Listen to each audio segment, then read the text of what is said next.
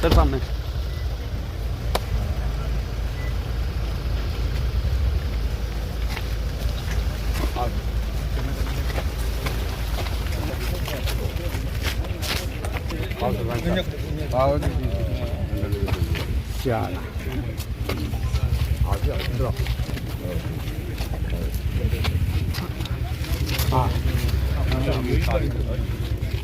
जसीर सिंह जी इधर यार इधर साहब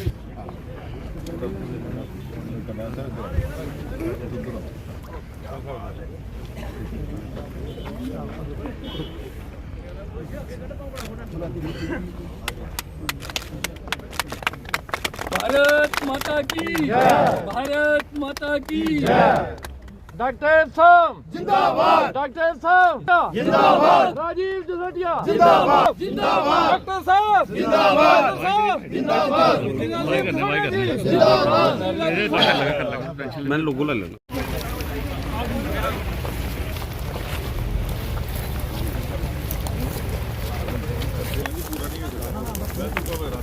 कि ये जो हमने क्रम शुरू किया है पब्लिक दरबार अथवा जनता दरबार का, मुझे कहते हुए ये हर्ष और संतोष है कि आज कठुआ ज़िला में हमारा चौथा इस प्रकार का दरबार है। हालांकि बीच में कुछ विलम्ब आ गया, विधानसभा के चुनाव हुए, उससे पहले लोकसभा के चुनाव थे, तो कोड ऑफ कंडक्ट के कारण इस प्रकार की गतिविधियों पर पाबंदी थी। इस तरह से लोगों को रूबरू मिलने का, और काम तो बहुत हो रहे हैं, लेकिन कभी कभी व्यक्तिगत संतुष्टि इस प्रकार के रूबरू होने से होती है, तो उसकी भी, और कई बार बहुत छोटी छोटी जेन्युइन चीज़ें जिनका ऑन दी स्पॉट निवारण हो जाता है। मुझे खुशी है कि आज ज़िला के सारे अधिकारी यहाँ उपस्थित थे, ज़िला प्रशासन के भी, पुलिस के भी, सड़कों के भी, PMGSY के, नेशनल हाईवे अथॉरिटी के, और बहुत छोटे छोटे कुछ ऐसे काम थे आम देहात के मासूम लोगों के, जिनको शायद वो ये नहीं जानते कि कहाँ तक वो अपनी बात पहुँचा सकें, कहाँ रख सकें, और उनका ऑन दी स्पॉट निवारण हुआ है। उसके अतिरिक्त PMGSY सड़कों का लोकार्पण, शिलान्यास, हमने 10 वर्ष पहले एक क्रम शुरू किया था, एक नई परंपरा कि क्योंकि PMGSY सड़कें दूर दराज क्षेत्रों में होती हैं, कहीं नालों में, कहीं पहाड़ों पे, कहीं खड्डों में, और ये जो प्रवृत्ति रहती है कि हर जगह जा कर के कार्यक्रम किया जाए और फिर उस काम का प्रारंभ हो, तो उससे क्या होता है कि वहाँ के जो स्थानीय लोग हैं उनको बड़ी दिक्कत परेशानी होती है, वो काम में विलम्ब हो जाता है उसकी शुरू। तो हमने कहा था कि आज आधुनिक युग है, तकनीक का युग है, मोदी जी की आशीर्वाद से जितनी ज़्यादा PMGSY सड़कें उधमपुर, कठुआ, डोडा लोकसभा क्षेत्र को मिली हैं, वो आज तक कभी नहीं मिली, बल्कि हमारा एक ज़िला उधमपुर पिछले 5 वर्षों से हिंदुस्तान के 750-800 ज़िलों में पहले 3 दर्जे में रहा। तो इसलिए हमारा भी ये दायित्व है, और हमें कोई हक नहीं कि काम में देरी हो उसके शुरुआत करने में। इसलिए 1-2 जगह स्थानों पर स्वयं रह कर के फिज़िकली हम सब जनप्रतिनिधि रहते हैं, और बाकी सड़कों का काम वर्चुअल मोड में उसका प्रारंभ कर दिया जाता है। वही आज भी संपन्न हुआ। कठुआ की दृष्टि से 2-3 और महत्वपूर्ण काम हुए हैं। एक तो जो यहाँ का होम्योपैथी कॉलेज है इसी क्षेत्र में, जसुरटा में, वो उत्तर भारत का पहला होम्योपैथी कॉलेज रहेगा। उसमें पहले बैच के दाखिले की प्रक्रिया प्रारंभ हो चुकी है। इसी प्रकार इंडस्ट्रियल बायोटेक पार्क जो उत्तर भारत का पहला है, वो भी यहीं पर है।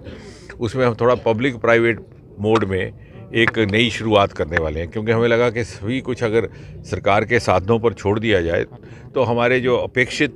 लक्ष्य हैं उनको प्राप्त करने में दिक्कत रहती है, और इस तरह से ये तुरंत रोज़गार का एक ज़रिया बनेगा नौजवानों के लिए। इसी तरह से हमारे यहाँ पे जो केंद्रीय विद्यालयों की भी कल घोषणा हुई है, 13 में से लगभग 50% इसी लोकसभा क्षेत्र में है, और बाकी क्षेत्रों से भी मांग आ रही है इसी कॉन्स्टिट्यूंसी के, तो धीरे धीरे उसकी पूर्ति होगी। हमारा दूसरा अगर आप देख लें तो मानतलाई का हमारा विकसित हो चुका है, उसको भी हम कई प्राइवेट मोड में कुछ और उसमें विकास करने का प्रयास कर रहे हैं। और साथ ही साथ ये भी रहेगा कि यहाँ भर्ती, फ़ौज की भर्ती की बड़ी मांग रहती है, तो नवंबर के महीने में यहाँ भर्ती हुई थी। अब मेरी परसों ही बात हुई है chief of the staff general Dwivedi साहब से, कि हमने कहा कि ये इलाका जो है यहाँ पे मार्शल एक एप्टीट्यूड रहता है बच्चों में फ़ौज में जाने का, तो अब ये तय हुआ है कि लगभग मार्च के महीने फिर से यहाँ पर भर्ती का क्रम प्रारंभ किया जाएगा। मैं चाहूँगा कि मीडिया के माध्यम से ये भी लोग पहुँचे और जल्द ही कोई किसी तरह का जॉब फेयर इत्यादि करने का भी प्रावधान रहेगा। सर गैस पाइपलाइन का एक बहुत बड़ा काम गैस पाइपलाइन से एक गेम चेंजर होगा, क्योंकि जैसे मोदी जी के पिछले 10 वर्ष के शासनकाल में आपने देखा होगा, सरकार का मूल मंत्र ये रहा है कि कोई भी कार्य किया जाए उसके पीछे का भाव ये रहे कि नागरिक के जीवन में, आम नागरिक के जीवन में सरलता कैसे ला रही, सुविधा कैसे ला रही। उसी दिशा में ही है। जहाँ रसोई घर में उज्ज्वला का गैस का सिलेंडर पहुँचा, वहाँ ही रसोई घर में गैस भी पाइप के माध्यम से पहुँचेगी। जहाँ मकान बना है वहाँ रसोई भी बनेगी। तो ये सभी योजनाएं जो एक इकोसिस्टम बना करके मोदी जी ने हमें पैकेज दिया है, और पहली बार इस क्षेत्र को, जिसकी काफ़ी समय से अवहेलना की गई थी, यूपीए के 10 वर्षों के कार्यकाल में यहाँ से जो भी प्रतिनिधि चुन करके गए वो अधिकतर भ्रष्टाचार के कामों में ही मुब्तला रहे, और उनके ऊपर कभी आरोप आए अवैध माइनिंग के, कभी एनक्रोचमेंट के। तो पहली बार,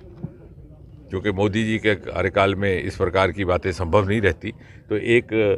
पूरी की पूरी टोली बन करके यहाँ के जनप्रतिनिधियों ने पूरे समर्पित भाव से काम किया है। और मुझे लगता है कि आने वाले समय में कठुआ पूरे उत्तर भारत का एक बहुत ही महत्वपूर्ण उद्योग का केंद्र बनने वाला है। जम्मू में बंद कर वो तो ऐसा है कि मोदी जी की सरकार की ओर से ये स्पष्ट कर दिया गया, गृह मंत्रालय की ओर से भी, कि इस प्रकार की कहीं भी कोई वाक़यात उनके नज़र में आएंगे, जिस तरह से आतंक पर अंकुश लगाने का काम हुआ है, ना केवल आतंकियों पर बल्कि आतंकियों का सहयोग प्रत्यक्ष अथवा अप्रत्यक्ष रूप से करने वालों को भी आरोपी ठहराया।